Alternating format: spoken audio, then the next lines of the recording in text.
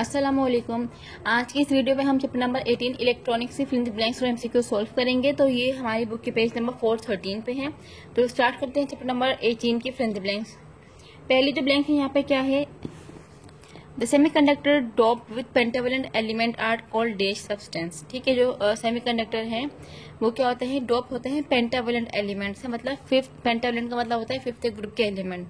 तो उसे हम कहते हैं, उसे मतलब ऐसे तमाम सेमीकंडक्टर जिनको हम पेंटावलेंट एलिमेंट के साथ ड्रॉप कर रहे हैं तो उसे हम कहते हैं एन टाइप, और जो पी टाइप होते हैं उसे हम करते हैं ट्राइवेलेंट एलिमेंट से। ठीक है, तो पेंटावलेंट है तो यहाँ पे क्या आ जाएगा, एन टाइप। इसको याद करने की एक पहचान इस तरीके से आप कर सकते हैं, जहाँ पर दो होते हैं ना, एक होता है एन टाइप, एक होता है पी टाइप। तो मैंने यहाँ पे लिखा एक है एन टाइप और एक हमारे पास है पी टाइप। ठीक है, तो एन टाइप है और पी टाइप है, और एक ये क्या है, हमारे पास जो डोप होता है वो दो ग्रुप है, एक तो फिफ्थ ग्रुप पेंटावलेंट और एक है third group trivalent. Pentavalent trivalent, ठीक है। तो पेंटा किससे आता है, पी से आता है, जो ट्राई है वो टी से आता है। तो पी टाइप है ना, वो पेंटावलेंट, मतलब पी से पी नहीं होगा। ये क्या है, पी टाइप पेंटावलेंट से नहीं होगा, बल्कि पी टाइप होगा ट्राइवेलेंट से, और जो एन टाइप है वो होगा पेंटावलेंट से। मतलब बात आपको बस इतनी सी याद रखनी है कि जो पी टाइप है वो पी मतलब पेंटावलेंट से नहीं होगा, तो वो एन टाइप जो है ट्राइवेलेंट से होगा। तो इसका मतलब ये है कि जो एन टाइप है वो किससे होगा, वो होगा पेंटावलेंट से। बस सिंपल सी एक ऐसी ही ये मैंने पहचान बच्चों को बताती हूँ कि अगर उनको याद ना रहे पेपर में तो ठीक है। सेकेंड जो हमारे पास है ब्लैंक को क्या है, अ semiconductor diode has a very dash electric resistance when it is forward bias. जो सेमीकंडक्टर डायोड है उसमें क्या होता है, वेरी लो इलेक्ट्रिक, मतलब उसकी जो इलेक्ट्रिक रेजिस्टेंस होती है वो क्या होती है, बहुत कम होती है, मतलब लो होती है। थर्ड हमारे पास है यहाँ पे कि when a semiconductor diode is reverse bias, कि अगर जो सेमीकंडक्टर डायोड है वो रिवर्स बायस हो तो electrons and holes will move dash the PN junction. मतलब रिवर्स बायस होता है तो जो इलेक्ट्रॉन्स और होल्स होते हैं वो पीएन जंक्शन के अगेंस्ट मूव करते हैं। ठीक है, जब उसके अगेंस्ट मूव करेंगे तो बीच का जो उसका जो पीएन जंक्शन है वो क्या होगा, वो मतलब जहाँ पे जंक्शन बनता है वो क्या होता है, वो खाली हो जाता है, इसकी वजह से उसके अंदर कोई करंट फ्लो नहीं कर रहा होता। तो इसलिए यहाँ पे क्या है, move against the PN junction. Fourth में हमारे पास है the sound is carried through space by fluctuating radio waves also known as the dash carrier waves. मतलब जो साउंड वेव यूज होती है फ्लक्चुएट जब रेडियो वेव्स हो रहे होते हैं तो उनके उसको हम क्या कहते हैं, उसे हम कहते हैं इलेक्ट्रोमैग्नेटिक कैरियर वेव्स। ठीक है, तो यहाँ पे क्या आएगा, यहाँ पे आएगा इलेक्ट्रोमैग्नेटिक। यहाँ जगह कम है तो मैं आपको इसलिए बता रही हूँ, यहाँ पे क्या है, इलेक्ट्रोमैग्नेटिक, इलेक्ट्रोमैग्नेटिक। ठीक है, फिफ्थ में हमारे पास है the dash satellite launch into an orbit around the earth must keep their position static relative to the earth. अच्छा, ये वाला जो टॉपिक है अभी हमारे पास नहीं है तो, लेकिन मैं फिर भी आपको बता दूं, यहाँ जो सही ऑप्शन है वो है जियो स्टेशनरी सैटेलाइट। ठीक है, तो यहाँ पे क्या आएगा, जियो स्टेशनरी। जियो लिखा उसके बाद हम लिखेंगे स्टेशनरी, STATIONARY। ठीक है, जियो स्टेशनरी सैटेलाइट।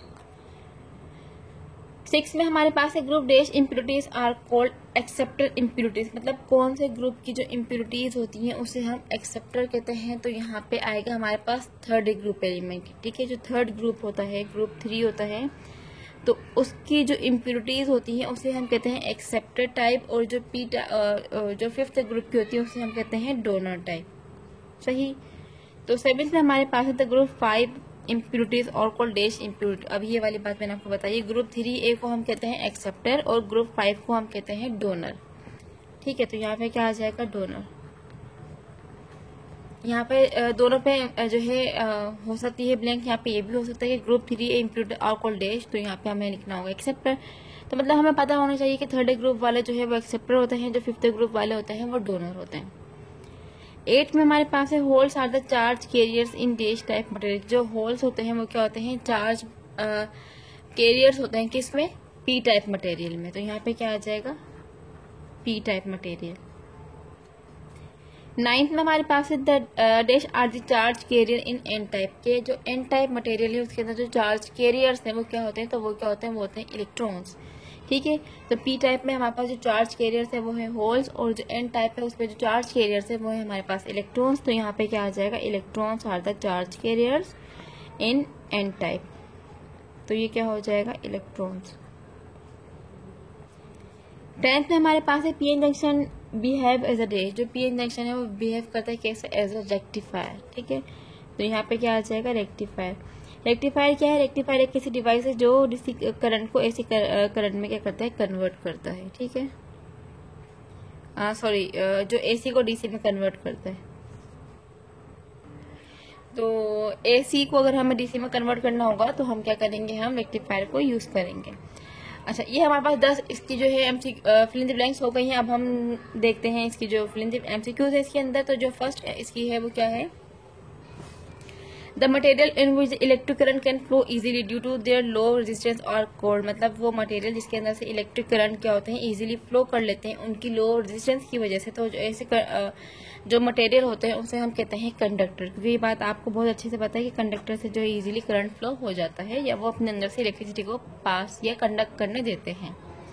ठीक है, जो सेकंड है हमारे पास वो यहाँ पे क्या है, the electric resistance of a semiconductor dash if temperature is increase. जो इलेक्ट्रिक रेजिस्टेंस होती है वो क्या होती है, वो इंक्रीज हो जाती है अगर टेम्परेचर भी क्या हो जाता है, अगर टेम्परेचर भी इंक्रीज हो जाता है। ठीक है, तो इसका जो सही ऑप्शन है वो है बी, इंक्रीजेस। थर्ड में हमारे पास है P type substance is formed when the semiconductor crystal is doped with a dash element. जो पी टाइप है वो क्या होता है, वो कब होता है, जब हम सेमीकंडक्टर को क्या करते हैं, डोप करते हैं। कौन से एलिमेंट से, तो पी टाइप जब बनता है जब हम उसको करते हैं ट्राइवेलेंट से। ये वाली बात मैंने आपको अभी बताई है। अब देखिए यहाँ पे ऑप्शन है divalent, tetravalent, pentavalent, trivalent.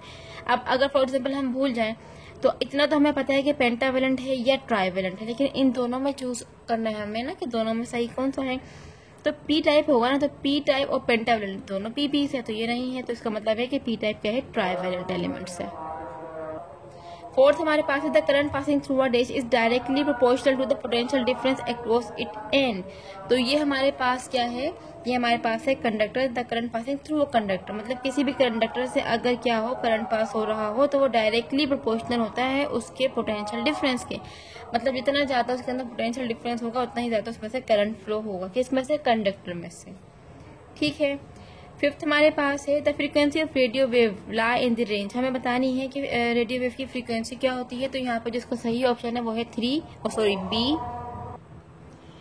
B है 30 kilo hertz to 30 mega hertz. ठीक है, तो जो रेडियो वेव की जो फ्रीक्वेंसी है वो हमारे पास क्या है, इसका जो सही ऑप्शन है वो है b, 30 kilo hertz to 30 mega hertz.